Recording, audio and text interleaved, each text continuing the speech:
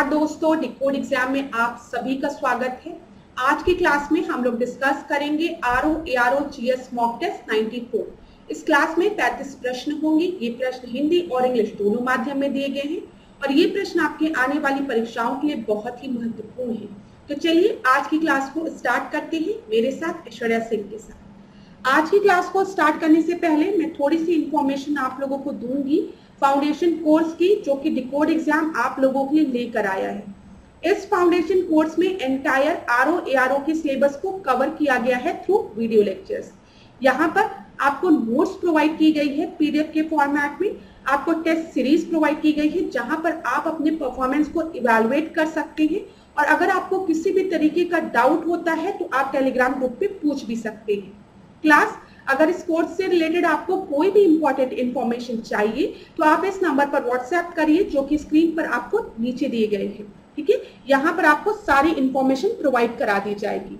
Decode exam आप लोगों के लिए समान हिंदी की पुस्तक भी लेकर आया है जो कि आप घर बैठे ऑर्डर कर सकते हैं फ्लिपकार्ट या फिर अमेजोन से, या फिर अगर आप चाहें तो इसको अपने नियरेस्ट बुक स्टोर पर जाकर खरीद भी सकते हैं।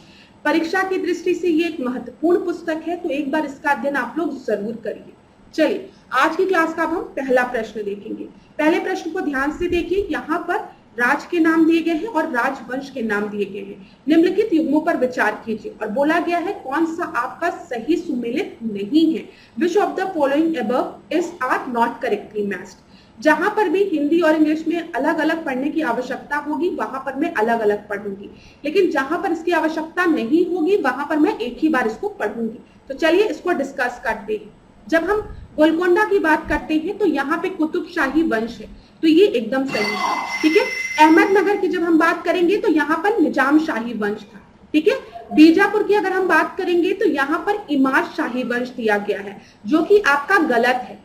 इमाद शाही वंश जो था वो बरार में था। ठीक है, और बीजापुर में फिर कौन सा वंश था? यहाँ पर आदिल शाही वंश था। तो याद रखिएगा यहाँ पर कौन सा वंश था? आदिल शाही। इस प्रश्न में पूछा गया था कि कौन सा करेक्टली मैच्ड नहीं है, तो आपका पहले का सी सही उत्तर होगा। अब क्लास यहाँ पर हम देख लेते हैं राज्य और राजवंश कौन कौन से थे। राजधानी आप लोग खुद से पढ़ लीजिएगा। इस तरीके का प्रश्न पेपर में बना है और आपको दिया गया था कि सही सुमेलित करिए। ठीक है, करेक्टली मैच्ड करने को। ठीक है, तो यहाँ पर देखिए जब भी हम खानदेश की बात करते हैं तो यहाँ पे फरूकी वंश था। ठीक है, बरार में इमाद शाही वंश था, जो कि मैंने अभी थोड़ी देर पहले आपको बताया। बीजापुर की बात करते हैं तो यहाँ पर आदिल शाही वंश था और अहमदनगर की बात करते हैं तो यहाँ पे निजाम शाही वंश था। गोलकोंडा में कुतुब शाही वंश था और बीदर में यहाँ पर आपका बरीद शाही वंश था। तो याद रखिएगा बीदर में बरीद शाही वंश था। तो क्लास ये इस स्लाइड की आप स्क्रीनशॉट जरूर लीजिए। यहाँ पर मैंने राज्य और राजवंश डिस्कस किए हैं, लेकिन आप लोगों का होमवर्क है कि आपको राजधानी और संस्थापक के भी नाम याद रखने हैं। परीक्षा की दृष्टि से ये एक इम्पॉर्टेंट पॉइंट है। ठीक है, तो इसको आप लोग जरूर एक जगह नोट डाउन कर लीजिए, ये एक इम्पॉर्टेंट टॉपिक है। चलिए दूसरा प्रश्न अब हम देखते हैं। सूची 1 को सूची 2 से सुमेलित करना है। एक तरफ आपको किसान सभा दी गई है, दूसरी तरफ आपको स्थापना दी गई है। ठीक है, उत्तर प्रदेश किसान सभा की अगर हम बात करेंगे तो इसकी स्थापना 1918 में हुई थी। ठीक है, यहाँ पर लिखते चलिए 1918 में। अवध किसान सभा की जब हम बात करते हैं तो अवध किसान सभा इसी उत्तर प्रदेश किसान सभा के 2 साल बाद बना था, 1920 में। बिहार किसान सभा की स्थापना कब हुई है? 1929 में। और अखिल भारतीय किसान सभा की जब हम बात करेंगे तो 1936 में इसकी स्थापना हुई है। तो यहाँ पर अगर आप देखेंगे तो ए का दो आपका 2 जगह दिया गया है, बी और सी में। फिर बी का अगर हम देखेंगे तो बी का आपका 1 है, तो यहाँ पर सही उत्तर क्या है? सी आपका सही उत्तर है। ये भी एक इंपॉर्टेंट टॉपिक है, तो ध्यान में रखिएगा। अब यहाँ पर हमने आपसे डिस्कस कर लिया कि किस वर्ष इनकी स्थापना हुई थी, लेकिन यहाँ पर एक और इम्पोर्टेंट पॉइंट है जो कि है कि इसके संस्थापक कौन थे। जैसे उत्तर प्रदेश किसान सभा की जब हम बात करेंगे तो इसका गठन 1918 में हुआ था। इसके संस्थापक गौरी शंकर मिश्र और इन नारायण द्विवेदी थे। याद रखिएगा, गौरी शंकर मिश्र और इन नारायण द्विवेदी।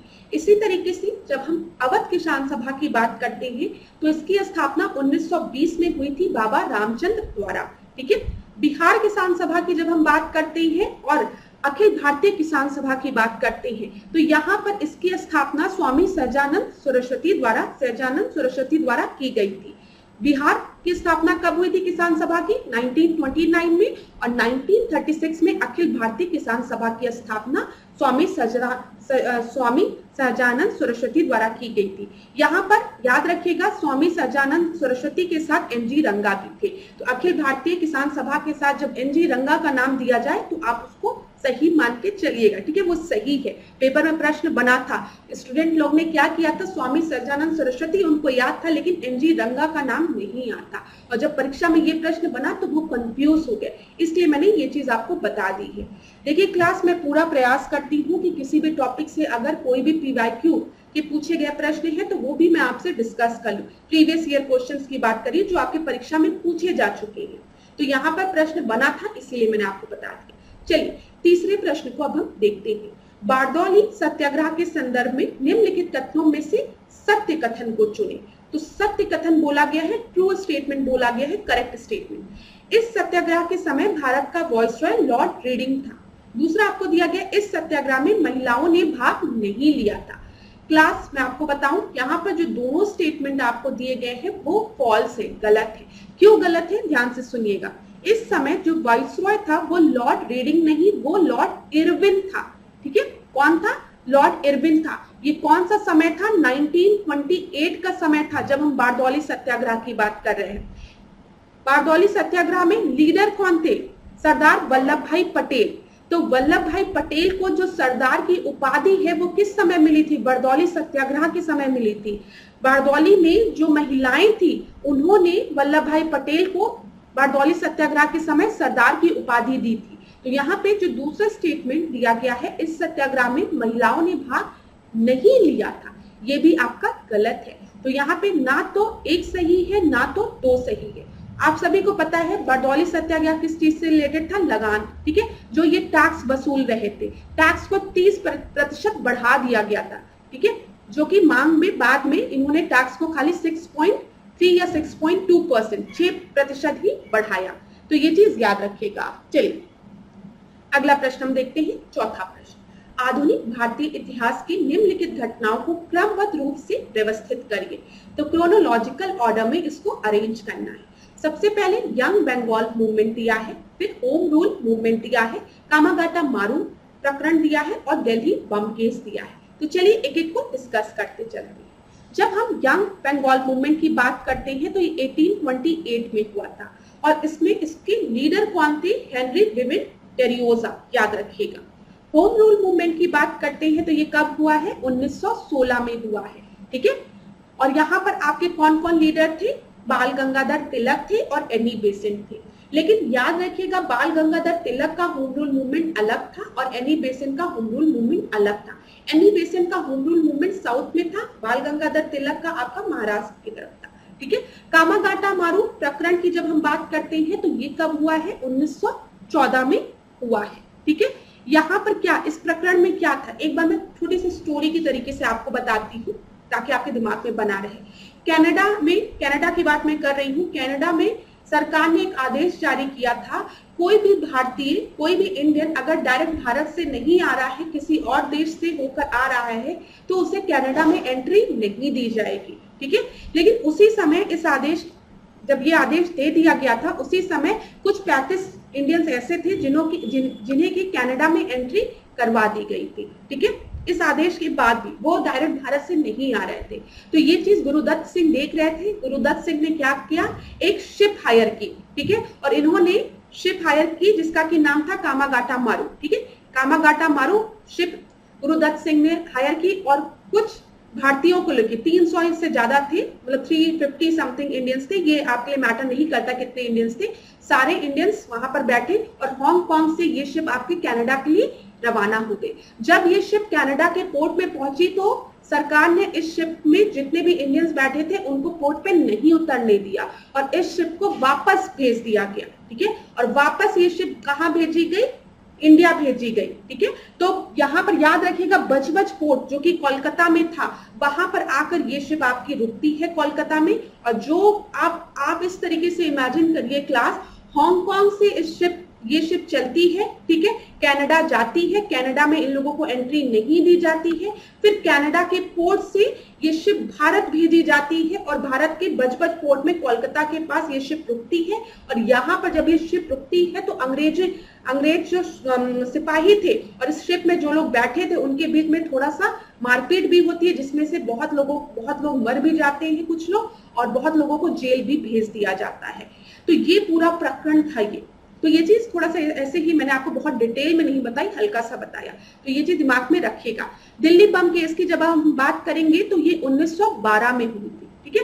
और आप सभी को पता है इस समय कौन था वाइसरॉय, इस समय वाइसरॉय लॉर्ड हार्डिंग था, ठीक है, याद रखिएगा। तो यहाँ पर अगर हम देखते हैं तो सबसे पहले 1 हो जाएगा, फिर आपका क्या हो जाएगा 4 हो जाएगा ना, फिर 3 होगा, फिर 2 होगा, 1 4 3 2, ठीक है। तो फोर्थ का सी आपका सही उत्तर है। चलिए अब हम 5वें प्रश्न को देखते हैं। मध्य पाषाण कालीन स्थलों के संदर्भ में निम्नलिखित कथनों में से सत्य कथन का चयन करें। तो यहाँ पर आपको सत्य कथन बताना है। पहला स्टेटमेंट आपको दिया गया है, बागौर मध्य पाषाण कालीन गुजरात में स्थित है। बागौर जो है वो मध्य पाषाण कालीन गुजरात में नहीं स्थित है, ये राजस्थान में स्थित है, याद रखिएगा। कहाँ पर स्थित है? राजस्थान में, ठीक है। दूसरा स्टेटमेंट हम देखते हैं अब, मध्य पाषाण कालीन स्थल लंगनाच का उत्खनन बीबी लाल द्वारा किया गया है। ये भी आपका गलत है, इसका उत्खनन बीबी लाल द्वारा नहीं किया गया है, इसका उत्खनन संकालिया द्वारा किया गया है। यहाँ पर आपका जो स्टेटमेंट है यहाँ पे ना तो 1 सही है ना तो 2 सही है, तो डी आपका सही उत्तर हो जाएगा। यहाँ पर हम देख लेते हैं, बागौर जो है मध्य पाषाण कालीन राजस्थान में स्थित है, जो कि मैंने आपको बताया। इसका जो उत्खनन है वो किसके द्वारा किया गया है, ये भी देख लीजिए, बीएन मिश्र द्वारा इसका उत्खनन किया गया है। ये कोठरी नदी पर स्थित है। लंगनाच की अगर हम बात करेंगे तो लंगनाच आपका गुजरात में स्थित है और इसका उत्खनन किसके द्वारा किया गया है? संकालिया द्वारा किया गया है, ठीक है, ये चीज याद रखिएगा। और यहाँ पर 14 मानव कंकाल प्राप्त हुए थे। तो यहाँ पर जितने भी पॉइंट मैंने आपको बताए हैं सब परीक्षा की दृष्टि से इंपॉर्टेंट है। चलिए अगला प्रश्न देखते हैं, 6वां प्रश्न। ओजोन परत मानव के लिए उपयोगी होती है, उपयोगी है, ठीक है, क्यों उपयोगी है? वह वायुमंडल को ऑक्सीजन प्रदान करती है, ऐसा कुछ है? नहीं। ओजोन आपका समताप मंडल में है, स्ट्रेटोस्फीयर में है, तो वो ऑक्सीजन कहां से प्रोवाइड करेगी? दूसरा है, वह सूर्य की अल्ट्रावायलेट किरणों को पृथ्वी पर नहीं आने देती है, ये आपका सही उत्तर है। मैंने आपसे ये चीज कई बार डिस्कस की है, जब भी हम ओजोन की बात करते हैं तो ओजोन 2 तरीके का होता है, एक गुड ओजोन होता है और एक बैड ओजोन होता है। अब आप लोग में से कई स्टूडेंट को ये चीज पता होगी। गुड ओजोन की जब भी हम बात करते हैं तो यहाँ पर हम ओजोन लेयर की बात कर रहे हैं, जो कि हमारे समताप मंडल में है, स्ट्रेटोस्फीयर में है। क्यों ये गुड ओजोन है? क्योंकि ये यूवी रेस को पृथ्वी पर आने से रोकती है। और आपको पता है अगर पृथ्वी पर यूवी रेस आपकी आने लगेगी तो ह्यूमंस को स्किन कैंसर होगा, स्किन कैंसर डिजीज के चांसेस बढ़ जाएंगे, ठीक है, ये चीज याद रखिएगा।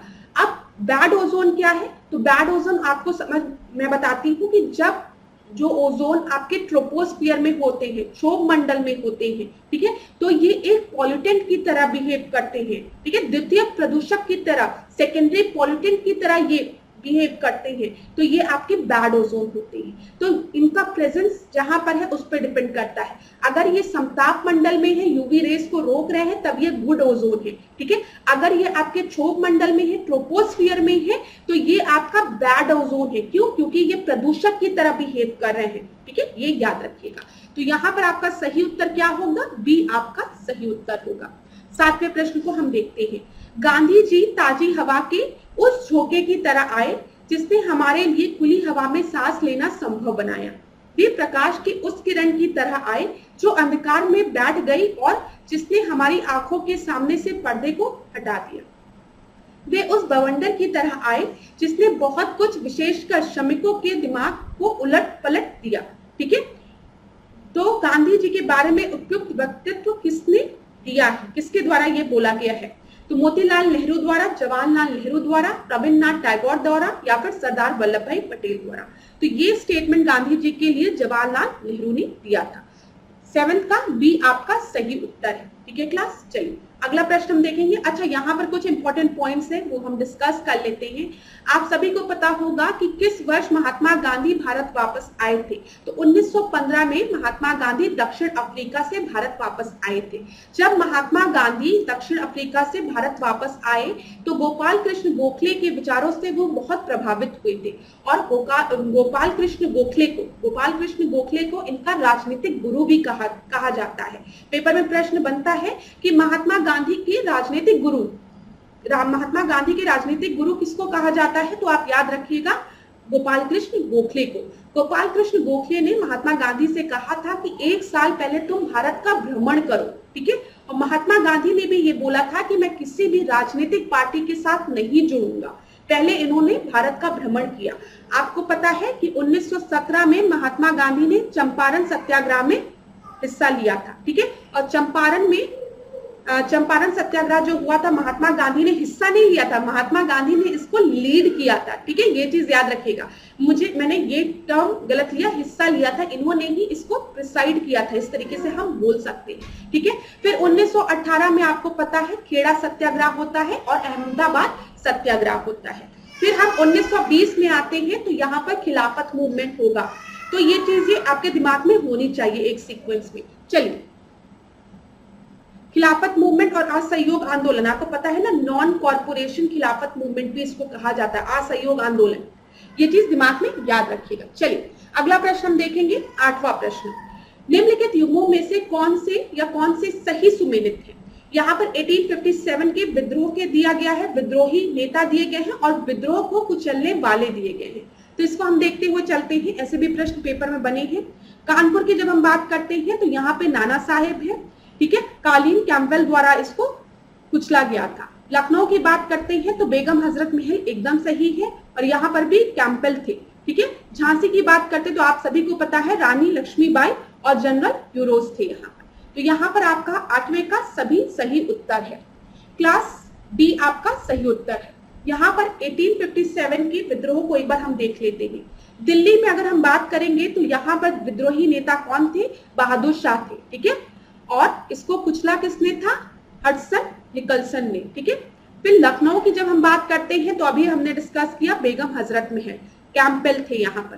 कानपुर की बात करते हैं तो कानपुर में नाना साहेब और तात्या तोपे थे और यहाँ पर भी इसको कुचला किसने था, कैंपबेल ने। झांसी की बात करते हैं तो यहाँ पर आपकी रानी लक्ष्मीबाई थी, ठीक है, और जनरल यूरोज का नाम आप याद रखिएगा। जगदीशपुर की जब हम बात करते हैं तो यहाँ पर कुंवर सिंह थे, ये भी परीक्षा में पूछा गया है और यहाँ पर विलियम टेलर द्वारा इसको कुचला गया था, इस विद्रोह को।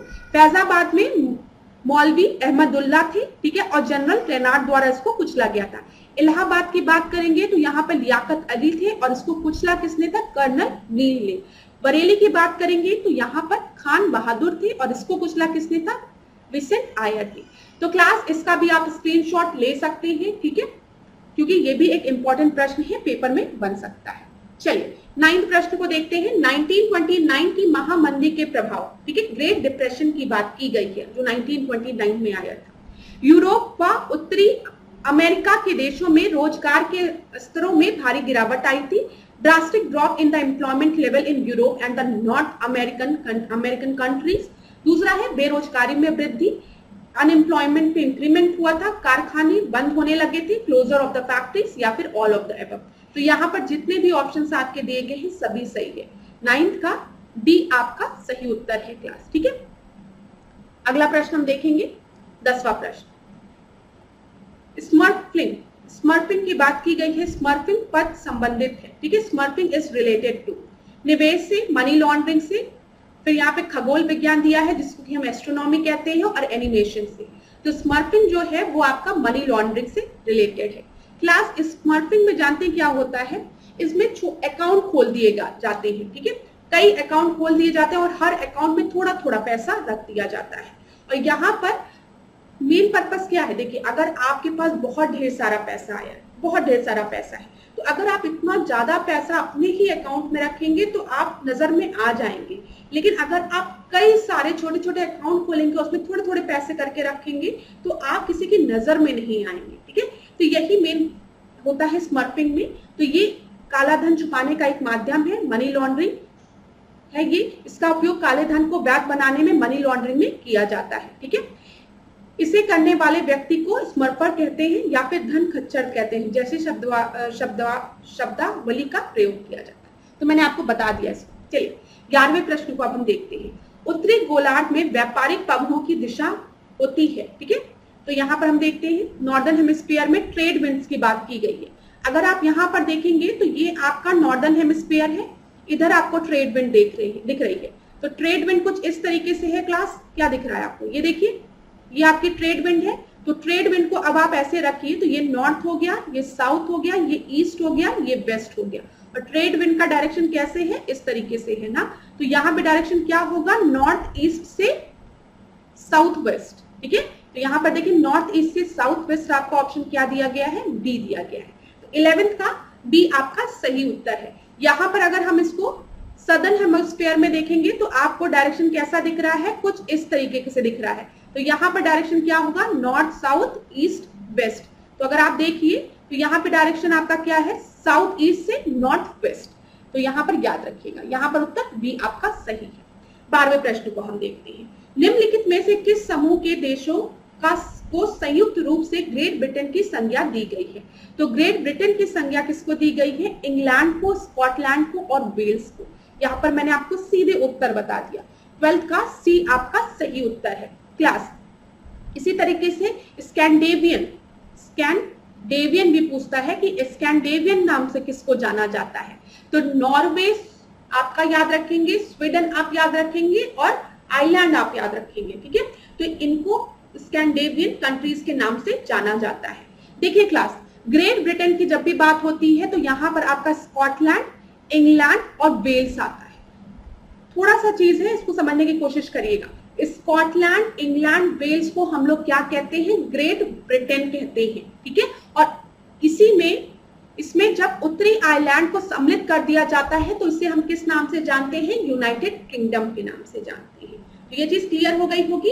अगर स्कॉटलैंड, इंग्लैंड और वेल्स की बात हो रही है तो इसको हम ग्रेट ब्रिटेन के नाम से जानते हैं। और इसी में जब उत्तरी आयरलैंड, नॉर्दर्न आयरलैंड को इंक्लूड कर दिया जाता है तो उसको यूनाइटेड किंगडम कहा जाता है। स्कैंडेवियन कंट्रीज की बात करेंगे तो नॉर्वे, स्वीडन और आइलैंड जो है, और डेनमार्क भी याद रखेगा, इनको हम स्कैंडेवियन कंट्रीज के नाम से जानते हैं। चलिए अब हम 13 प्रश्न को देखते हैं। 13 प्रश्न देखिए, अफ्रीका महाद्वीप के निम्नलिखित भौतिक क्षेत्रों में कौन सा विकल्प दक्षिण से उत्तर की ओर सही क्रम में व्यवस्थित है। तो यहाँ पर देखिए सहारा मरुस्थल सबसे पहले दिया गया है, ए ऑप्शन को हम चेक करते हैं। सहारा मरुस्थल अगर आप देखेंगे तो ये कहां पर है, इधर की तरफ आपका सहारा मरुस्थल है। ठीक है, ये आपको सहारा मरुस्थल दिख रहा है। अदन की खाड़ी की हम बात करेंगे तो अदन की खाड़ी ये है और मलावी झील आपका इधर है। ठीक है, तो क्लास ये तो हमारा नॉर्थ टू साउथ चल रहा है ना, यहाँ पर साउथ से नॉर्थ की तरफ बोला है, दक्षिण से उत्तरी। ठीक है, कालाहारी मरुस्थल, सब अब बी ऑप्शन को हम चेक करते हैं। कालाहारी मरुस्थल की हम बात करेंगे तो यहाँ पर देखिए कालाहारी मरुस्थल ये है, दिख रहा है आपको, ये स्लाइड में। ठीक है, फिर कालाहारी मरुस्थल के बाद विक्टोरिया झील दी गई है। विक्टोरिया झील आपको इधर मिलेगी, ये लेक विक्टोरिया दिख रहा है आपको। ठीक है, फिर अदन की खाड़ी देखिए तो अदन की खाड़ी ये है, तो यहाँ पर तो ये सही है, ये तो आपका दक्षिण से उत्तर की ओर है। Kalahari, lake Victoria, gulf of Aden, तो बी आपका सही है। ठीक है, अब हम देख लेते हैं यहाँ पर सहारा मरुस्थल। तो सहारा मरुस्थल सबसे ऊपर है आपका, तो नॉर्थ में है, ये तो आपका गलत होगा। लाल सागर अगर हम देखेंगे तो रेड सी इधर है, विक्टोरिया झील इधर है, नहीं, तो ये तो नॉर्थ से साउथ हो जाएगा। विक्टोरिया झील यहाँ पर है, फिर आपका नाम्बिक मरुस्थल दिया गया है। ठीक है, तो नहीं क्लास, ये भी नहीं होगा। सही ऑप्शन आपका क्या होगा, सही ऑप्शन आपका बी होगा। तो 13 का बी आपका सही उत्तर है। ठीक है, समझ में आ गया होगा आपको। यहाँ पर मैं आशा करती हूँ, एक बार मैं स्क्रीन से हट भी जाती हूँ क्योंकि अगर आपको मैप ना दिखा हो तो आप लोग एक बार देख लीजिए। यहाँ पर आप लोग देख लीजिए, सबसे नीचे कालाहारी डेजर्ट है, फिर यहाँ पे विक्टोरिया है और यहाँ पर अदन की खाड़ी है। ठीक है, देखिए 1, फिर यहाँ पर 2 हो गया आपका, यहाँ पर 2 और ये आपका 3 हो गया। ठीक है, चीजें क्लियर हो गई हो। चलिए अगला प्रश्न हम देखते हैं, 14 प्रश्न। निम्नलिखित में से किस एक पर्वत को छोड़कर बाकी सभी का विस्तार उत्तर से दक्षिण की ओर है। तो मतलब नॉर्थ टू साउथ सबका विस्तार है, लेकिन किसी एक पर्वत का विस्तार आपका नॉर्थ टू साउथ नहीं है। तो एंडीज पर्वत की बात करेंगे तो इसका भी विस्तार नॉर्थ टू साउथ है। यूरल पर्वत का भी है, ग्रेट डिवाइडिंग रेंज का भी है, लेकिन हमारे हिमालय का नहीं है। हिमालय का कुछ इस तरीके से विस्तार है ना क्लास, अगर आप लोगों ने देखा होगा, नॉर्थ टू साउथ नहीं। तो यहाँ पर डी आपका सही उत्तर होगा। एक बार इसको हम लोग देख लेते हैं। ये देखिए हिमालय का विस्तार कुछ इस तरीके से आपको दिख रहा है, ठीक है। अब यहाँ पर देखिए आप, जब हम बात करते हैं एंडीज माउंटेन की, जो कि साउथ अमेरिका में है, एंडीज का भी आपको विस्तार किस तरीके से दिख रहा है, देखिए यहाँ पर आपको दिख रहा होगा मेरा लाल पेन, ये जो मैं गोद रही हूँ, ये क्या है, एंडीज का विस्तार है, नॉर्थ टू साउथ, ठीक है। अगर हम यूरल का विस्तार करेंगे जो कि यूरोप में है, तो ये भी आपका किस तरीके से है, नॉर्थ टू साउथ है, जो कि मैं रेड कलर से मार्क कर रही हूँ, ठीक है। इसी तरीके से जब हम ग्रेट डिवाइडिंग रेंज की बात करेंगे जो कि ऑस्ट्रेलिया में है, तो इसका भी विस्तार नॉर्थ टू साउथ है। अब क्लास यहाँ पर थोड़ा सा समय लेके मैं ऑस्ट्रेलिया के बारे में आपसे डिस्कस करूंगी। अब आप याद रखिएगा कि ऑस्ट्रेलिया से रिलेटेड क्या क्या इंपॉर्टेंट प्रश्न पेपर में बनी है। एक बार पेपर में पूछा गया था कि विक्टोरियन, ग्रेट विक्टोरियन डेजर्ट कहाँ पर है, तो कहाँ पर है, ऑस्ट्रेलिया में है। ग्रेट सैंडी डेजर्ट कहाँ पर है, ऑस्ट्रेलिया में है। गिब्सन डेजर्ट कहाँ पर है, ऑस्ट्रेलिया में है। अब जो चीज मैं आपको मैप में बताने जा रही हूँ, इसको आप लोग थोड़ा सा ध्यान से देखिएगा। पेपर में एक बार बोला गया था नॉर्थ टू साउथ अरेंज भी करने को, तो आप याद रखिएगा किम्बरले प्लेटू कहाँ पर है, आप याद रखेंगे ऑस्ट्रेलिया में है, और ऑस्ट्रेलिया के नॉर्थ में है किम्बरले प्लेटू। उसके नीचे आप आएंगे तो आपको ग्रेट सैंडी डेजर्ट दिखेगा, उसके नीचे आप आएंगे तो आपको गिब्सन डेजर्ट दिखेगा, उसके नीचे आप आएंगे तो आपको ग्रेट विक्टोरियन डेजर्ट दिखेगा, ठीक है। तो याद रखिएगा Kimberley plateau, great sandy desert, Gibson desert, फिर ग्रेट विक्टोरियन डेजर्ट है, ठीक है। यहाँ पर एक चीज और याद रखिएगा, हम नॉर्थ, साउथ, ईस्ट, वेस्ट की बात कर रहे हैं, तो ये आपका वेस्ट में, साउथ वेस्ट में आपका डार्लिंग रेंज है, ठीक है। पेपर में पूछा था कि जो डार्लिंग रेंज है वो नॉर्थ में है, साउथ में है, कि ईस्ट में है, कि वेस्ट में है, तो आप याद रखेंगे ये साउथ वेस्ट में है, ठीक है, डार्लिंग रेंज। क्लास जो चीज मैं आपको बता रही हूँ ये परीक्षा में पूछा गया है, इसलिए मैं आपको बता रही हूँ। इसी तरीके से लेक आयरी भी आप याद रखेंगे, लेक आयरी ये भी पेपर में पूछा गया है कि ये कहाँ पर है, ये ऑस्ट्रेलिया में है, ठीक है। इतनी चीजें आप याद रखेंगे। ग्रेट बैरियर रीफ कहाँ पर है, ये भी आपको ऑस्ट्रेलिया में है। और ग्रेट डिवाइडिंग रेंज आप याद रखेंगे, ग्रेट डिवाइडिंग रेंज कहाँ पर है, ऑस्ट्रेलिया में है और ईस्टर्न डायरेक्शन में है, ठीक है। ये चीज याद रखिएगा, परीक्षा में पूछी गई है। चलिए अगला प्रश्न अब हम देखेंगे। 15वां प्रश्न, निम्नलिखित युग्मों पर विचार करके नीचे दिए गए प्रश्न को ध्यानपूर्वक पढ़कर पूछे गए प्रश्नों का सही उत्तर दीजिए। चलिए सही उत्तर देते हैं। भारत का मैनचेस्टर अहमदाबाद को कहा जाता है, उत्तर भारत का मैनचेस्टर कानपुर को कहा जाता है, दक्षिण भारत का मैनचेस्टर कोयम्बटूर को कहा जाता है, और राजस्थान का मैनचेस्टर जो है भीलवाड़ा को कहा जाता है। उपयुक्त जो आपको ये दिए गए हैं युग्मों में वर्णित मैनचेस्टर से आप क्या समझते हैं, पूछा गया मैनचेस्टर मतलब क्या होता है। तो सूती वस्त्र उद्योग केंद्र, चमड़ा उद्योग केंद्र, चीनी उद्योग केंद्र, या फिर कोयला उद्योग केंद्र। यहाँ पे जो सही उत्तर है वो आपका है ए, कॉटन टेक्सटाइल इंडस्ट्री सेंटर, ठीक है, सूती वस्त्र उद्योग केंद्र। 15 का ए आपका सही उत्तर है। अब क्लास यहाँ पे कुछ इंपॉर्टेंट महत्वपूर्ण भौगोलिक उपनाम दिए गए हैं, अगर आप चाहें तो इसको पढ़ भी सकते हैं एक बार। अच्छा, मैनचेस्टर जो है वो मतलब अगर हम कहें कि मैनचेस्टर कहाँ पर है, तो आप याद रखेंगे मैनचेस्टर इंग्लैंड में है, ठीक है, ये चीज याद रखिएगा। मैनचेस्टर इंग्लैंड के ग्रेट मैनचेस्टर क्षेत्र में एक नगर है जो कि दुनिया भर में सूती वस्त्रों के लिए प्रसिद्ध है, तो ये कॉटन के लिए फेमस है। इसी वजह से भारत में हम जगह जगह मैनचेस्टर ऑफ राजस्थान या मैनचेस्टर ऑफ जो हमने डिस्कस किया है। अब यहाँ पर देखिए कुछ और महत्वपूर्ण भौगोलिक उपनाम। 5 नदियों की भूमि किसको कहा जाता है, पंजाब को कहा जाता है। इब्सात नगरी किसको कहा जाता है, स्टील इंडस्ट्री की बात की गई है, जमशेदपुर झारखंड को। बुनकरों का शहर पानीपत हरियाणा में है, ठीक है। अरब सागर की रानी किसे कहा जाता है, कोची को कहा जाता है। पूर्व का स्कॉटलैंड मेघालय को कहा जाता है, क्वीन ऑफ डेक्कन पुणे को कहा जाता है। भारत का पेरिस जयपुर को कहा जाता है। पहाड़ी का मलिका, पहाड़ियों की मलिका किसको कहा जाता है, नेतरहाट को कहा जाता है, ठीक है। इसी तरीके पहाड़ों की नगरी किसको कहा जाता है, डंकरपुर को कहा जाता है। पूर्व का पेरिस किसे कहा जाता है? जयपुर को कहा जाता है। ब्लू माउंटेन नीलगिरी पहाड़ियों को कहा जाता है। भारत का बोस्टन अहमदाबाद, ठीक है। पृथ्वी का स्वर्ग श्रीनगर को, और पलोधानों का स्वर्ग किसे कहा जाता है? सिक्किम को कहा जाता है। तो ये उपनाम कभी कभी पूछ लेता है, तो आप लोग पढ़ लीजिए, ठीक है। 16 प्रश्न को अब हम देखते हैं। दामोदर घाटी परियोजना के अंतर्गत निम्नलिखित में से किस बात का निर्माण दामोदर नदी पर नहीं किया गया है? तो यहाँ पर देखिए कोनार, तिलैया, मैथान, ये सब जो है आपके दामोदर नदी पर है, ठीक है। ये याद रखिएगा, ए बी सी जो तीनों हैं आपके ये दामोदर रिवर पर है, लेकिन नाथपा झाकरी जो है ये आपके दामोदर नदी पर नहीं है। तो इसको एक बार हम लोग देख लेते हैं। यहाँ पर सही उत्तर क्या हो जाएगा? 16 का डी, ठीक है। नाथपा झाकरी की अगर हम बात करेंगे तो ये आपकी एक जल विद्युत परियोजना है जो कि हिमाचल प्रदेश में है। और किस नदी पर है ये? अगर दामोदर पर नहीं है तो ये आपकी सतलज नदी पर है, याद रखिएगा, ठीक है। 17 प्रश्न को अब हम देखते हैं। भारत में प्रथम जल विद्युत संयंत्र की स्थापना किस राज्य में हुई है? In which state was the first hydro electric plant in India establish? Himachal Pradesh में, महाराष्ट्र में, पश्चिम बंगाल में, या फिर मध्य प्रदेश में? और यहाँ पर आपका जो सही उत्तर है वो है सी, ठीक है।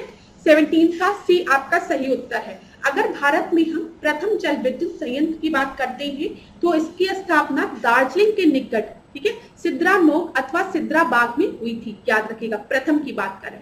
अगर दूसरे की बात करेंगे तो दूसरा जो जल विद्युत परियोजना थी, संयंत्र थे, वो आपका शिव समुद्र के निकट कावेरी नदी पर पोलार की खान को बिजली देने के लिए बनाया गया था, ठीक है, ये भी याद रखिएगा। चलिए 18 प्रश्न को अब हम देखते हैं। संसद के गठन के संदर्भ में निम्नलिखित कथनों में से सही कथन चुनिए। तो सही कथन आपको बताना है। राज्यसभा व लोकसभा जैसे शब्द 1954 में क्रमशः राज्य परिषद व जनता सदन के स्थान पर किए गए थे, ठीक है। मतलब राज्यसभा और लोकसभा ये जो शब्द है वो पॉइंट किए गए थे 1954 में इन प्लेस ऑफ राज्य परिषद एंड जनता सदन। तो यहाँ पर आपका ये स्टेटमेंट एकदम सही है, ठीक है। दूसरा देखते हैं। लोकसभा राज्यों व राज्यसभा संपूर्ण भारत के लोगों का प्रतिनिधित्व करती है। तो क्लास यहाँ पर आपका गलत है। जब हम बात करते हैं लोकसभा की, ठीक है, तो लोकसभा जो है वो लोगों का प्रतिनिधित्व करती है, ठीक है। यहाँ पर देखिए दोनों को इंटरचेंज कर दिया। Lok Sabha represent the people of whole India and Rajya Sabha represent the state. तो यहाँ पर आपका सही स्टेटमेंट क्या होगा? केवल एक।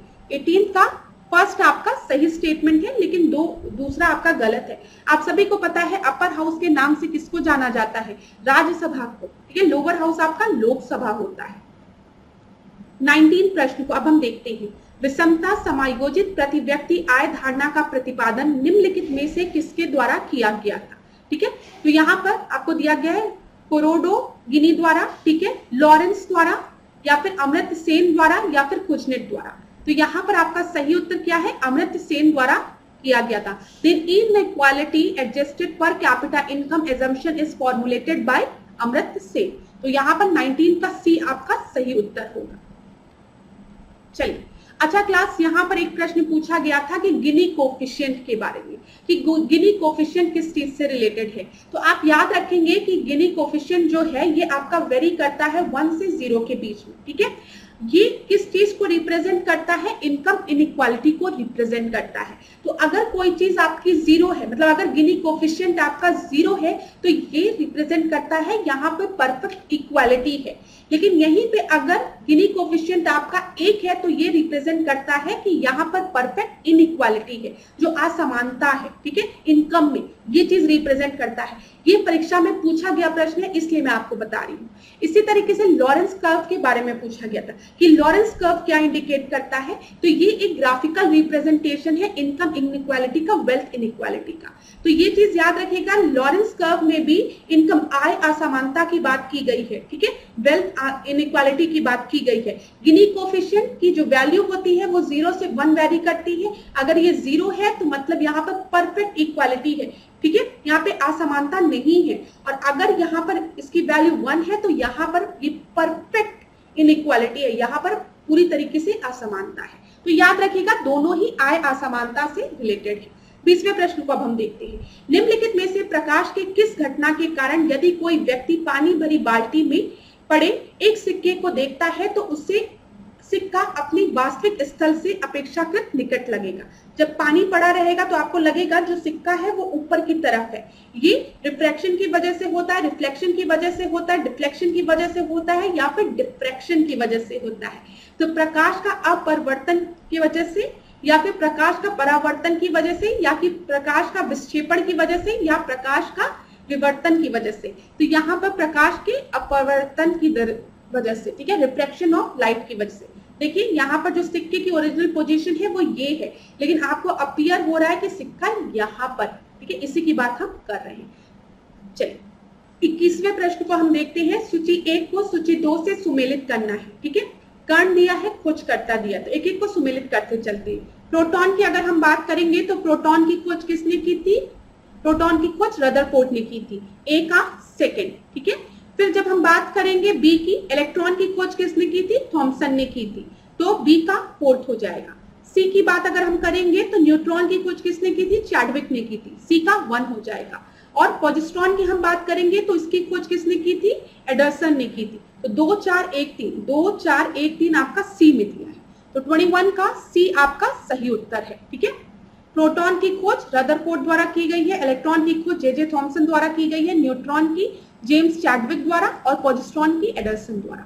चलिए 22वें प्रश्न को हम देखते हैं। निम्नलिखित में से कौन सा पौधा क्रूसीफेरी कुल का नहीं है? तो मूली क्रूसीफेरस फैमिली से बिलोंग करती है, सही है, ठीक है। यहाँ पे याद रखिएगा, सलजम की बात करें जिसको कि हम टर्निप कहते हैं, ये भी क्रूसीफेरस फैमिली से बिलोंग होता है, सही है। कॉलीफ्लावर, ब्रोकली की बात हम करें तो ब्रोकली भी बिलोंग करता है, ठीक है। और प्याज की बात करेंगे तो प्याज नहीं है। अब यहाँ पर क्लास आप एक बार देख लीजिए, तो यहाँ पर डी आपका होगा does not belong. Cruciferous veggies की अगर हम बात करें तो यहाँ पे आपको ब्रोकली दिख रही है, फिर पत्ता गोभी दिख रहा है, फूल गोभी दिख रहा है आपको, ठीक है, सलजम दिख रहा है, मूली भी यहाँ पर है, ठीक है, काले के भी है। चलिए 23rd प्रश्न को देखते हैं। निम्न में से किस औषधीय पौधे का उपयोग रक्तचाप के उपचार के लिए किया जाता है? किस मेडिसिनल प्लांट का यूज किया जाता है for the treatment of blood pressure? सर्पगंधा, बबूल, जामुन या फिर तुलसी? तो यहाँ पर आपका सही उत्तर क्या है? सर्पगंधा। तो 23rd का ए आपका सही उत्तर है। 24th प्रश्न को देखते हैं। अंतःस्रावी ग्रंथियों के संबंध में निम्नलिखित कथनों पर विचार कीजिए। इनसे स्रावित हार्मोन सीधे रक्त में मुक्त होते हैं, ये नलिका विहीन ग्रंथि होती है। तो एंडोक्राइन ग्लैंड्स में जो हार्मोन्स होते हैं, they are secreted directly into the blood, ये सही है, ठीक है। और दूसरा है ये ट्यूबलेस ग्लैंड होती है, तो यहाँ पर आपका दोनों ही सही है, सी आपका सही उत्तर होगा। देखिए क्लास, जब भी हम अंतःस्रावी ग्रंथियों की बात करेंगे, एंडोक्राइन ग्लैंड की बात करेंगे, तो ये उन ग्रंथियों को कहा जाता है जो अपने हार्मोन्स को सीधे ब्लड में रिलीज करते हैं, ठीक है, होकर सीधे ब्लड में रिलीज होते हैं और फिर ये आपके बॉडी में स्प्रेड हो जाते हैं, सारे शरीर में फैल जाते हैं। इनमें ग्रंथि स्राव को लक्ष्य स्थान तक ले जाने के लिए कोई भी नालियां नहीं होती हैं, ठीक है। इसी वजह से इन्हें नालिका विहीन ग्रंथियां कहा जाता है। अब क्लास यहाँ पर देख लीजिए, एक एंडोक्राइन की हमने बात की, एक एक्सोक्राइन ग्लैंड होता है। तो एक्सोक्राइन ग्लैंड में क्या होता है? यहाँ पे आपकी नालियां होती हैं और ये सीधे ब्लड में रिलीज नहीं होता है, ये इन नालियों के थ्रू आपके जो भी प्लेस है वहां तक जाता है। ये चीज आपको समझ में आ रहा होगा, ठीक है। ट्यूबलेस ग्लैंड नहीं होता, वहां पे ट्यूब्स होती है एक्सोक्राइन में। चलिए 25th को देखते हैं। श्वसन क्रिया में इलेक्ट्रॉन अभिगमन तंत्र कहाँ स्थित होता है? ठीक है, electron transport system located in respiration. तो माइटोकॉन्ड्रिया, साइटोप्लाज्म, लंग्स या फिर नन ऑफ द अबव। तो जो आपका इलेक्ट्रॉन ट्रांसपोर्ट सिस्टम होता है वो माइटोकॉन्ड्रिया में लोकेटेड होता है। 25th का ए आपका सही उत्तर है। चलिए अगला प्रश्न देखते हैं। 26 प्रश्न, निम्नलिखित में से कौन सा भारतीय राज्य भारत बांग्लादेश के साथ सीमा नहीं तय करता है? तो मेघालय, त्रिपुरा, मिजोरम, मणिपुर। तो यहाँ पर आपका सही उत्तर क्या होगा हम देख लेते हैं। ये बांग्लादेश आपको दिख रहा है, बांग्लादेश के साथ एक बार इसको हाईलाइटर ले लेते हैं ताकि आपको दिखे। ये बांग्लादेश दिख रहा है। अब बांग्लादेश के साथ देखिए वेस्ट बंगाल आपको इधर दिख रहा है, ठीक है, वेस्ट बंगाल अपनी बाउंड्री शेयर कर रहा है, ठीक है। इधर आप देखेंगे मेघालय है, इधर असम है, ठीक है, इधर त्रिपुरा है। यहाँ पर कौन सा नहीं है? तो यहाँ पर कौन सा नहीं है? मणिपुर नहीं है। क्यों मणिपुर नहीं है क्लास? क्योंकि मणिपुर आपको इधर की तरफ दिख रहा है ना, मणिपुर। तो यहाँ पर याद रखिएगा कौन सा नहीं है? मणिपुर नहीं है। अगला प्रश्न देखते हैं 27 प्रश्न। 27 प्रश्न को देखिए, निम्नलिखित में से कौन सा युग्म सही सुमेलित नहीं है? तो कौन सा सही सुमेलित नहीं है बोला गया है? तापी नदी का उद्गम स्थल मुल्ताई है, साबरमती का जय समुद्र झील है, लूनी का, अच्छा यहाँ पर आपको शिमला दिया गया है। लूनी नदी तो शिमला में है ही नहीं, पहली बात, ये तो पूरा ही गलत है। माही नदी का मेहद झील है। तो यहाँ पर आपका गलत क्या है क्लास? ये तो एकदम बहुत ही आसान प्रश्न था।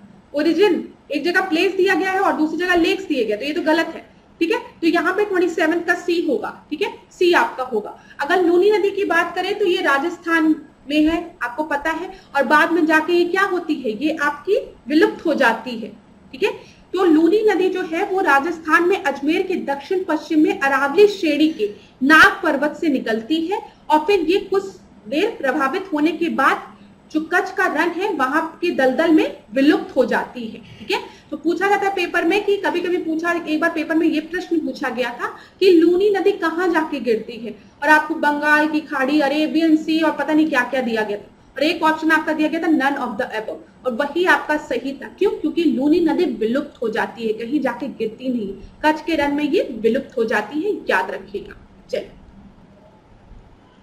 28 प्रश्न को अब हम देखते हैं। 28 प्रश्न को देखिए, यहाँ पर निम्नलिखित में से कौन सा युग्म सही सुमेलित है? बाघ रिजर्व दिए गए हैं और राज दिए गए हैं, तो मेलघाट जो है वो आपको कौन सा सही सुमेलित है? एक बार देख लेते हैं। करेक्टली मैच्ड बोला है क्लास। ठीक है, तो मेलघाट जो है केरल दिया है, तो मेलघाट केरल में नहीं है, तो मेलघाट कहाँ है? महाराष्ट्र में है। ठीक है, याद रखिएगा। पाकुई जो दिया है या ये आपका अरुणाचल प्रदेश में है। ठीक है, फिर बोर की बात करेंगे तो ये मिजोरम दिया है, ये भी मिजोरम में नहीं है। बोर कहाँ है? महाराष्ट्र में है।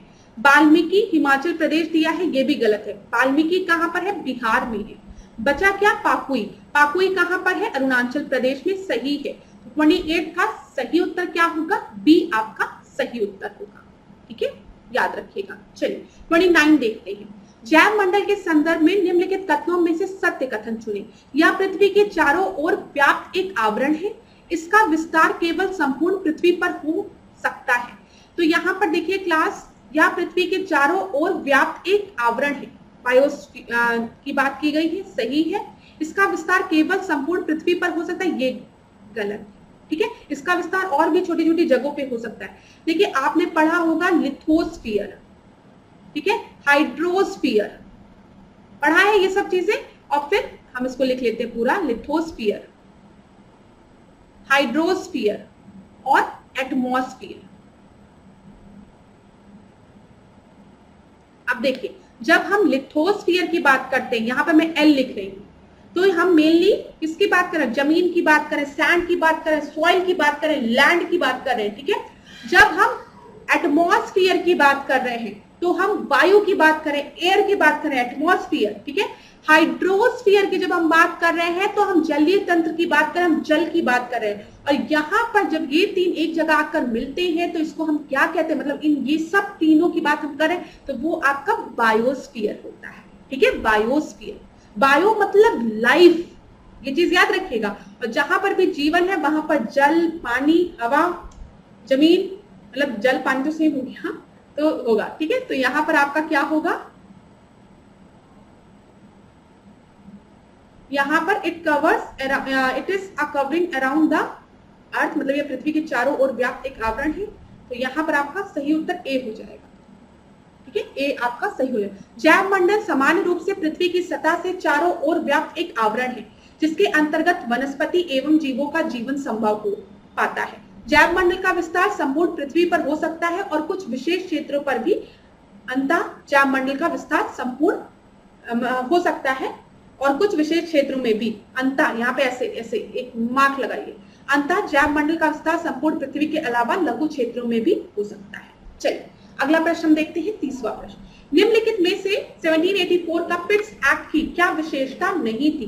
कौन सा पिट्स एक्ट का फीचर नहीं था बोला गया है? नियंत्रण बोर्ड का गठन करना, बोर्ड ऑफ कंट्रोल का गठन करना, राजनीतिक और व्यापारिक कार्यों का पृथक्करण, separation of political and business function, ठीक है। फिर दिया गया है निदेशक मंडल को कंपनी के व्यापारिक मामलों के अधीक्षण की अनुमति, board of director allowed to superintend the business affair of the company, और फिर आखिरी में दिया कि कंपनी के कर्मचारियों को निजी व्यापार करने पर प्रतिबंध। देखिए क्लास, सबसे पहला जो एक्ट आया था वो रेगुलेटिंग एक्ट आया था 1773। रेगुलेटिंग एक्ट मेनली क्यों लाया गया था? बात ये थी कि जो कंपनी थी, जो कंपनी के जो एम्प्लॉयज थे ना, जो वहां के जो वर्कर्स थे, कर्मचारी थे जो कंपनी के, वो तो आपके प्रॉस्पेरस हो रहे थे, उनके पास तो बहुत पैसा आ रहा था, लेकिन कंपनी डूबती जा रही थी। समझ में आ रहा है? कंपनी लॉस में जा रही थी। तो ये क्या इंडिकेट करता है कि जब कंपनी के जो कर्मचारी हैं वो अमीर होते जा रहे हैं लेकिन कंपनी लॉस में जा रही है, तो ये इंडिकेट करता है कि यहाँ पर करप्शन हो रहा है। समझ में आ रहा है? इसी वजह से तो इसी चीज को रेगुलेट करने के लिए रेगुलेटिंग एक्ट आया, और इसमें बोला गया था कि जो कंपनी के कर्मचारी हैं वो किसी भी तरीके की रिश्वत, गिफ्ट्स और किसी भी तरीके का ये नहीं लेंगे। तो ये आपका रेगुलेटिंग एक्ट था। जब पिट्स एक्ट आया 1784 में, तो यहाँ पर बोर्ड ऑफ कंट्रोल और बोर्ड ऑफ डायरेक्टर को अलग कर दिया गया। ठीक है, ये चीज याद रखिएगा। तो यहाँ पर आपका सही उत्तर मतलब राजनीतिक और व्यापारिक जो था उसको अलग अलग पृथक्करण कर दिया गया और बोर्ड ऑफ डायरेक्टर और बोर्ड ऑफ कंट्रोल बना दिया गया। तो यहाँ पर डी आपका होगा। ठीक है, डी इसका फीचर नहीं था। 31 देखते हैं, असर्शन और रीजन पे बेस्ड है। संविधान मौलिक अधिकारों की गणना और गारंटी प्रदान करता है, कारण है या उन्हें राजनीतिक विवादों के लगातार बदलते प्रतिमान से बाहर रखता है। ठीक है, जो कॉन्स्टिट्यूशन है वो गारंटी करता है फंडामेंटल राइट्स को। आपको पता है अगर आपके फंडामेंटल राइट्स का वॉल्यूशन हो रहा है तो आप हाई कोर्ट और सुप्रीम कोर्ट में अपील कर सकते हैं। तो ये तो गारंटीड होता है। This is to keep them out of the constantly changing paradigm of political disputes। तो यहाँ पर आपका दोनों ही एकदम सही है। ठीक है, दोनों ही एकदम सही है। तो 31 का ए आपका सही उत्तर है। तो देखिए आपको पता है कि अगर मौलिक अधिकारों को के साथ अगर इतना आसान होता मौलिक अधिकारों को बदलना, तो एक नई पॉलिटिकल पार्टी आती, फिर कुछ और नए मौलिक अधिकार ले आती, दूसरी आती तो एक हटा के दूसरी फंडामेंटल राइट्स ले आती, मौलिक अधिकार ले आती ना। इसको इतनी जल्दी बदलना संभव नहीं है। अब भारत के संविधान का 6 मौलिक अधिकार जो हैं उसको हम देख लेते हैं। समता का अधिकार, ठीक है, राइट टू इक्वालिटी की बात कर रहे हैं, तो वो 14 से 18 में है। ठीक है, स्वतंत्रता का अधिकार, राइट टू फ्रीडम 19 से 22 तक है।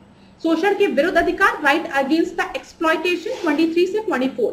धर्म की स्वतंत्रता का अधिकार, ठीक है, फ्रीडम ऑफ रिलीजन 25 से 28। संस्कृति और शिक्षा संबंधी अधिकार, कल्चरल एंड एजुकेशनल राइट्स की बात 29 से 30 में की गई है, और कॉन्स्टिट्यूशनल रेमेडीज की बात, संवैधानिक उपचारों का अधिकार 32 में किया गया है। चलिए 32वें प्रश्न को देखते हैं। राष्ट्रपति पर महाभियोग के संदर्भ में निम्नलिखित कथनों पर विचार कीजिए। महाभियोग की प्रक्रिया अनुच्छेद 61 में दी गई है, 61 में दी गई है। इसका प्रस्ताव केवल लोकसभा से ही शुरू किया जा सकता है और यह एक अर्ध न्यायिक प्रक्रिया है। तो क्लास यहाँ पर मैं आपको बताऊं, जो procedure for the impeachment of president वो आर्टिकल 61 में दिया गया है, सही है। लेकिन प्रेसिडेंट का इम्पीचमेंट किसी भी हाउस में आपका स्टार्ट हो सकता है, इनिशिएट हो सकता है, चाहे लोकसभा में चाहे राज्यसभा में, किसी में। तो दूसरा स्टेटमेंट जो आपका दिया गया है वो आपका गलत है। दूसरा गलत है तो दूसरा यहाँ पर भी है, दूसरा यहाँ पर भी है, यहाँ पर भी है। केवल आपका बचा सी आपका सही है। ये एक पॉजिटिव जुडिशियल प्रोसेस है, ये अर्ध न्यायिक प्रक्रिया है, ये सही है। चलिए 33 प्रश्न को देखते हैं। यदि भारत के प्रधानमंत्री संसद के उच्च सदन से संबंधित हैं तो वह अविश्वास प्रस्ताव पर अपने गठबंधन के पक्ष में मतदान नहीं कर सकते हैं। वह केवल उच्च सदन में बयान दे सकते हैं, निचले सदन में बजट भाषण नहीं कर सकते हैं, या फिर इनमें से कोई नहीं। तो क्लास एक चीज याद रखिएगा, अगर प्राइम मिनिस्टर ऑफ इंडिया जो है वो अपर हाउस ऑफ पार्लियामेंट से बिलोंग करता है, मतलब वो राज्यसभा से बिलोंग करता है, तो वो स्टेटमेंट दे सकता है। ठीक है, अपर हाउस में भी और उसमें भी। यहाँ पे कौन सा, लोकसभा में भी दे सकता है, स्टेटमेंट दे सकता है ना, ये आपको बयान दे सकता है। ठीक है, निचले सदन में बजट भाषण भी दे सकता है, लोकसभा में वो बजट स्पीच पेश कर सकता है, तो तीसरा भी आपका गलत है। लेकिन हाँ, अगर नो कॉन्फिडेंस मोशन की बात आई है तो उस कंडीशन में वो लोकसभा में वोटिंग नहीं कर सकता। क्यों? क्योंकि वो अपर हाउस का मेंबर है, वो राज्यसभा का मेंबर है। नो कॉन्फिडेंस मोशन जब पास कराना होता है, जब उसमें वोटिंग कराई जाती है, तो उसमें आपके लोकसभा के मेंबर से खाली आप वोट करते हैं, ये चीज याद रखिएगा। अब जो प्राइम मिनिस्टर है वो अपर हाउस का है, राज्यसभा का है, इस वजह से वो वोटिंग नहीं कर सकता है। तो यहाँ पर आपका सही उत्तर क्या होगा? 33 का ए। 34 प्रश्न को हम देखते हैं। भारतीय संविधान के निम्नलिखित में से किन अनुच्छेदों के कारण निर्वाचन आयोग एक अर्ध न्यायिक निकाय की भांति कार्य करता है? तो इलेक्शन कमीशन जो है वो फंक्शन करता है एज अ जुडिशियल बॉडी। तो ये किस आर्टिकल में बोला गया? ये आर्टिकल 103 और 192 में। जब हम 103 की बात करते हैं तो हम किसकी बात करते हैं? हम सेंटर की बात करते हैं, हम पार्लियामेंट की बात करते हैं। 192 आपका स्टेट की बात हो गई, ठीक है। तो यहाँ पर क्या होता है क्लास, देखिए, जब भी मेंबर्स को डिस्क्वालीफाई किया जाता है, उस कंडीशन में डिस्क्वालिफिकेशन जब उनका होता है तो प्रेसिडेंट चाहे तो वो कंसल्ट कर सकता है किससे? इलेक्शन कमीशन से। ये चीज याद रखिएगा, ठीक है। और फिर जब 192 की हम बात करते हैं तो decision on the disqualification of a member and its decision shall be final before giving any decision on such a question the governor shall obtain the opinion of election commission. तो ये याद रखिएगा, वहां पे प्रेसिडेंट इलेक्शन कमीशन का opinion लेता है। जब हम बात करते हैं 103 में, जब आपके पार्लियामेंट के मेंबर्स को डिस्क्वालीफाई करना रहता है, और जब हम स्टेट की बात करते हैं, यहाँ पर गवर्नर जो है वो इलेक्शन कमीशन का क्या करता है? ओपिनियन लेता है, ठीक है, 192 में। चलिए 35 प्रश्न को अब हम देखते हैं। यहाँ पर क्या दिया गया है? कौन सा सही सुमेलित है? चंद्रशेखर आजाद कृषि एवं प्रौद्योगिक विश्वविद्यालय मेरठ में दिया गया, सरदार वल्लभ भाई पटेल कृषि एवं प्रौद्योगिक विश्वविद्यालय कानपुर दिया गया है, बांदा एवं प्रौद्योगिक विश्वविद्यालय हमीरपुर दिया गया, और आचार्य नरेंद्र देव कृषि विश्वविद्यालय आपका कहां दिया गया है? अयोध्या दिया गया है। तो यहाँ पर आपका सही उत्तर क्या होगा? डी होगा। कौन सा? डी, क्योंकि करेक्टली मैच्ड बोला गया है। 35 का डी आपका सही उत्तर होगा। चंद्रशेखर आजाद कृषि एवं प्रौद्योगिक विश्वविद्यालय कानपुर में स्थित है। सरदार वल्लभ भाई पटेल कृषि एवं प्रौद्योगिक विश्वविद्यालय मेरठ में है। बांदा कृषि एवं प्रौद्योगिक विश्वविद्यालय बांदा में है, और आचार्य नरेंद्र देव कृषि विद्यालय कहां पर है? विश्वविद्यालय आपका अयोध्या में, याद रखिएगा। तो thank you so much class. आज के सेशन को हम यही एंड करेंगे। आज के सेशन में हमने 35 प्रश्नों को डिस्कस किया जो कि परीक्षा की दृष्टि से बहुत महत्वपूर्ण थी। मैंने पूरी कोशिश की कि कुछ इंपॉर्टेंट पॉइंट्स भी डिस्कस करें जो कि परीक्षा में जहां से प्रश्न बनते हैं। अगर आपको क्लास अच्छी लगती हो तो क्लास को लाइक करिए, शेयर करिए और चैनल को सब्सक्राइब करिए, ठीक है। और आप जो सजेशन देते हैं, जैसे मैंने अभी पढ़ा कि आप में से कुछ बच्चों ने कहा है कि मैम इकोनॉमिक्स के क्वेश्चंस को कवर करिए, तो नेक्स्ट टेस्ट पे मैं इकोनॉमिक्स के क्वेश्चंस को कवर करूंगी, ठीक है। ज्यादातर इकोनॉमिक्स के क्वेश्चंस को कवर किया जाएगा ताकि उस पोर्शन में वो पोर्शन आपका कंप्लीट हो सके, रिवाइज हो सके। तो thank you so much class. इसी तरीके से मेरे साथ ऐश्वर्या सिंह के साथ डिकोड एग्जाम के साथ बने रहिए। आपका दिन मंगलमय हो। खूब पढ़िए, खूब आगे बढ़िए। धन्यवाद।